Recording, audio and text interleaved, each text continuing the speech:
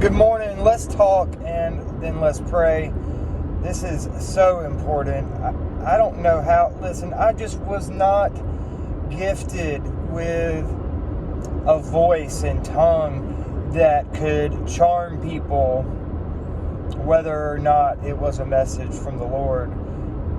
There are a lot of voices out there that you don't know what they're going through. They may not even be following God anymore, but because they learned the lessons of the Bible and because they were gifted with charisma, they are able to keep people following them. And that's just not me. And I'm not saying that to brag in any kind of way. I'm saying that to say, if you want to receive something when I'm speaking, you have got to listen spiritually. You have got to focus. It's not going to come in that easy way of listening to someone speak who can entertain you, who can woo you with the power of their words. I do not have that. And I really want people to receive this. I really do. This is so important. I'm just not hearing people talk about it. And I listen to a lot of teachers across different denominations. I believe in a unified body of Christ. And I'm just not hearing people put the right language to this. And there's not a right language, because language cannot even capture what God is doing. God said, I am that I am. And the reason why that is so powerful is because it's so open-ended. You cannot finish attributing words to I am that I am. I am healing. I am forever. I am that I am, it's a phrase that tries to encapsulate infinity. And you cannot encapsulate infinity by its definition. And that is what it is like trying to put words to the power of God, the will of God, and what He has available for us in the body of Christ. Because all spiritual blessings are ours in Christ Jesus in heavenly places. We are seated in Him. And these things are available. And we are distracted. We are highly distracted.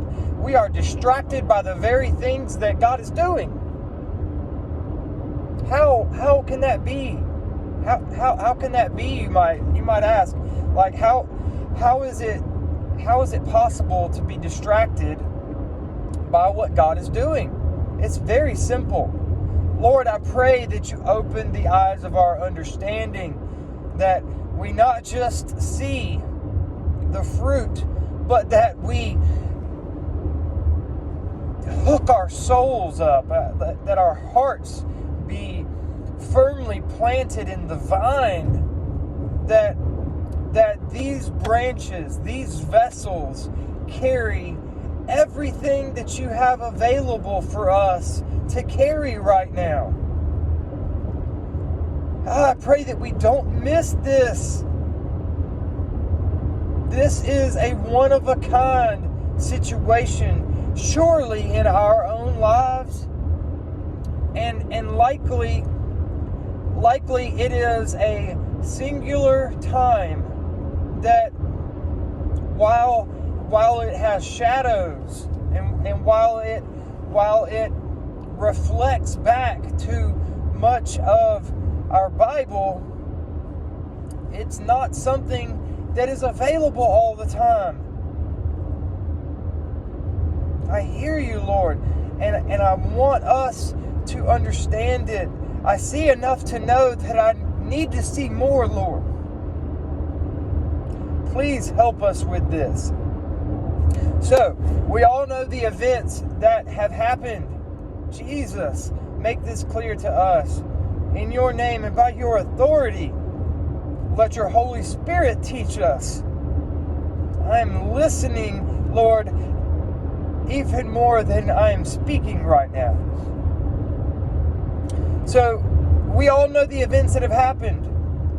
A servant of God, somebody who gave the gospel in clear ways, doing, and he did an excellent job of residing and abiding in your patience and long suffering. I could not have put up with the things that he put up with, and he was doing it through you. Lord Jesus, we know that Charlie Kirk was in you, that you do the works. Jesus, you do the works. Not I, but Christ, who lives within me. Help us to see. A man killed him.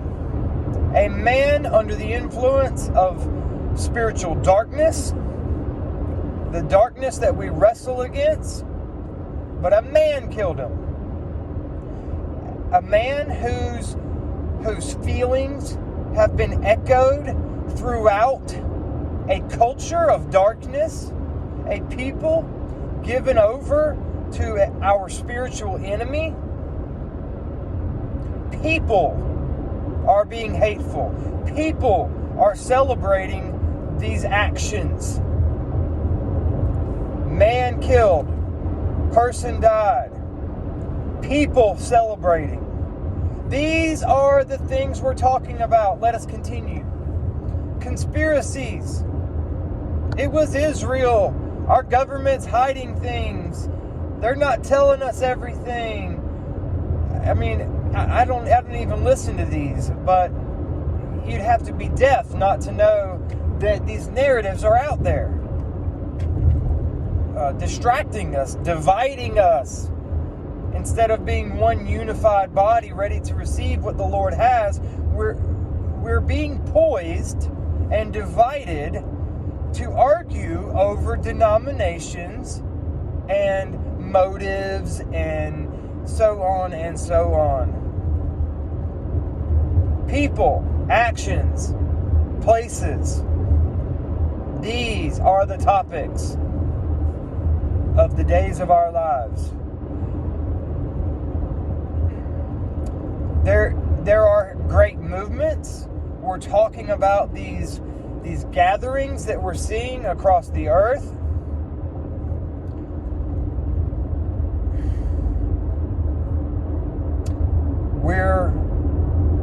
We're watching the effects of God turning a terrible tragedy. I wept for hours the evening that Charlie Kirk died. I wept in sorrow, but I was full of faith. Very quickly after Charlie died, the Lord told me in my spirit, not in audible words, but just as surely in my spirit, He told me that there would be a great harvest from the falling of this seed. From the Lord's parable, as He was coming to a time where he was going to be going to the cross, He likened Himself to a seed that had to fall to the ground. And from that one seed, a grain of wheat falls to the ground, and it's going to produce a shoot. And there's a multitude of grains that get produced from that one seed that died. That seed dies, it breaks open in the earth, and it bears a great harvest. And the Lord was telling me this, and I was full of faith, even more so than the sorrow I felt, because I didn't recognize who Charlie was and the anointing that he had while he was here. That was the first thing the Lord showed me, is that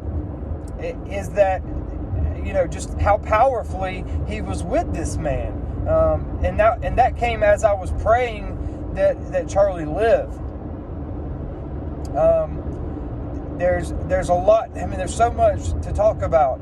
But the point is that we are talking about the people and the actions and the emotion of those actions, and where are the people gathering, and who are the people that are celebrating death.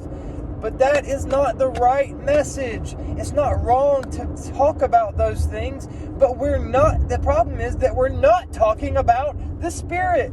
We're not talking about the darkness, the spiritual darkness that is influencing this culture. We're not talking about how this man needs deliverance. He's in custody right now and he's going to get justice. But his need for deliverance is our message. The need for deliverance in culture, they are manifesting under the very power of God being poured out upon the globe right now. It is a fact that the power of God is moving across the whole globe.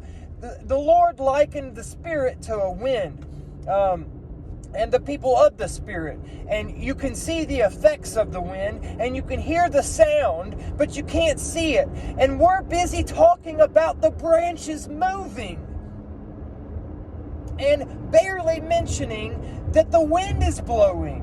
Come on, let's get the message down. Let's not miss this. We have to open our sails to catch the Spirit and to be swept up in what He is doing and what He has for us in this hour. This is a one-of-a-kind moment.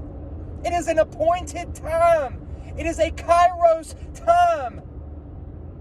And we were born to be here in this moment. And we're busy talking about the physical, the flesh, the soulless, the soulful emotions. And the people of the Spirit don't have a spiritual message. Pray, people. Fast. Do not let this go. This is so important. We're grieving over the loss of a man, but we're talking more about him than Christ in him. We're talking about his boldness, and some people are declaring that there is a mantle of boldness that the Lord wants to give us. But the message is not loud. It's not clear. It needs to be going across to a united body, and not to a limited house here or there. We need to pray for voices that reach across the entire body the way that Charlie's could sometimes, and the way it did clearly. That's the reason why there's so much movement. Because the Holy Spirit is bringing to our remembrance the things that God did through this man. And we don't even recognize the power of God at work upon us. Lord, open the eyes of our understanding. Please, Lord, let not this moment pass without your body taking a hold of what you have for us. That your name be glorified in the earth, not so that we can have victory over Democrats. Lord, that your kingdom be upon the earth, that your will be done. Please let our eyes see this. Let our ears hear this message. Let your people cry out to receive. Let your people knock on the door until the door is opened. But the door is already opened. You opened it for us. And we just need to declare and to receive.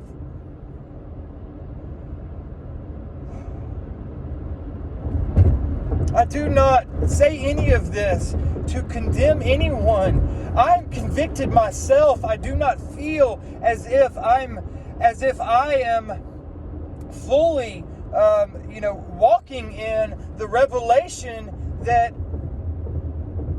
He is giving me in this. And I am convicted that I see and hear, and sometimes do not walk and take action enough. And many of you out there are walking in a boldness that I have yet to walk in. And I'm trying to give you the sight and the sound of the Spirit. of what is going on right now, of the momentous thing that is happening, that we by everything I see are not quite getting yet. On an individual level, sure, there are many, many lives being impacted, but that is the very proof that something is happening. Like I said, we're talking about the branches blowing in the wind, but we are not as a body walking with the guidance of this wind. We are not praising God enough. We're not praising Him for what He's doing. We are attributing so much of what has happened to the physical circumstances that have happened. Not the spiritual anointing that was on Charlie and the spiritual impact that is going out upon the earth right now. We are focusing on the natural, the people of the Spirit focusing on the natural. So I pray that this convict you, not make you feel guilty or shame, but that you be convicted and talk to God and receive from God what He has. In Jesus' name, I declare open eyes to your heart, to your understanding. Thank you, Lord, for what you are doing in the earth. We are not worthy to receive you, but you have said the word. And we say, yes, Lord. Yes, Lord. Amen.